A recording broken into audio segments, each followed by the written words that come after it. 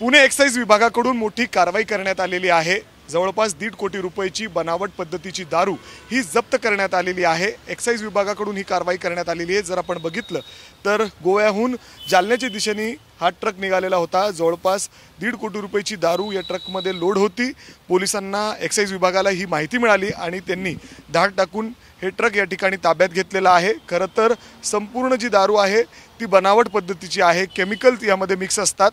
आपल्यासोबत स्वतः चरणसिंग राजपूत साहेब आहेत। सर, कुठून आलेली होती दारू, ही कशा पद्धतीने तयार केली जाते आणि काय मतलब ज्यांनी कोणी ही दारू घेतली तर त्याला काय होऊ शकतं?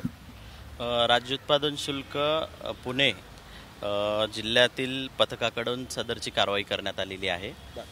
सदरच्या कारवाईमध्ये गोवा बनावटीचं हे मद्य आहे, जिथे की गोवा राज्यामध्ये हे बनवलं गेलेलं आहे आणि याबाबतचे कुठल्याही याच्याबाबतची खात्री नाही आहे की हे कुठल्या कंपनीमधून बनवलं गेलेलं आहे। यावरती बॅच नंबर वगैरे सुद्धा नमूद करण्यात आलेला नाही आहे आणि सदरचा कंटेनर हा आमच्या पथकाला मिळालेल्या गोपनीय बातमीनुसार ह्या गोवा राज्यातून प्रथमदर्शनी जालना औरंगाबाद या साईडला सदरचा कंटेनर जात असल्याबाबतची माहिती मिळाली होती।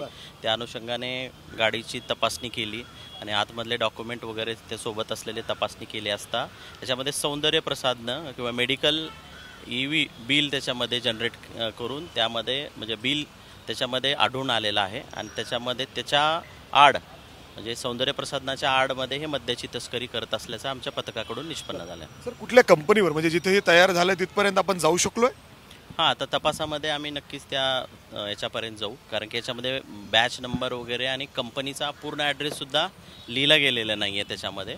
पण याबाबतचा तपास करू। एक आरोपीला आम्ही अटक पण केलेली आहे, त्यामध्ये लिंक सापडेल आम्हाला। यामध्ये RTOला पत्र देऊन आम्ही RTOकडनं पण माहिती मागवून घेऊ की सदरचं गाडी जी आम्ही जप्त केलेली आहे हे गाडीमध्ये काय बनावट कागदपत्र तर नाही किंवा बनावट नंबर तर नाही आहे, याबाबतचा पण तपास करू आणि जिथून प्रोडक्शन झालेलं आहे किंवा ज्या ठिकाणी हा स्टॉक लोड करण्यात आलेला आहे त्या ठिकाणी आमची टीम नक्कीच जाईल। आणि सर, जिथं कुणी ही दारू पिण्याचा प्रयत्न केला पिला तर काय होऊ शकतं त्याला? याच्या बाबतीच्या टेस्ट असे काही अजूनपर्यंत काय आम्ही केलेल्या नाही आहेत। या अनुषंगाने धोकादायक आहे? हां, हे असं सध्या तरी सांगता येणं कठीण आहे, कारण की याबाबतचा आम्ही फॉरेन्सिकला आम्ही याचे सॅम्पल पाठवू। जर आपण बघितलं तर जवळपास 85,000हून अधिक हे बॉटल्स आहेत जे या ट्रकमध्ये गोव्याहून थेट जालन्याच्या दिशेने निघालेल्या होत्या। जसं एक्साइज विभागाच्या पथकाकडून सांगितलं जात आहे ती कारवाई करण्यात आलेली आहे। ट्रक चालक जो आहे त्याला अटक देखील करण्यात आलेली आहे। मात्र आपण जर बघितलं तर जवळपास 1.5 कोटी रुपयाची 6 महिन्यातली ही जवळपास तिसरी कारवाई आहे आणि कोट्यवधी रुपयाची अशा पद्धतीने बनावट पद्धतीची जी दारू आहे ती एक्साइज विभागाकडून कारवाई करत पकडली जाते। मात्र तरी देखील अजूनही अशा पद्धतीने ही दारू जी बनावट पद्धतीची आहे ती सापडते आणि त्याच्यावर ही कारवाई सुरूच आहे। कॅमेरामॅन अमोल गवाळे, समीमी किघई, ABP माझा, पुणे। ABP माझा, उघडा डोळे बघा नीट।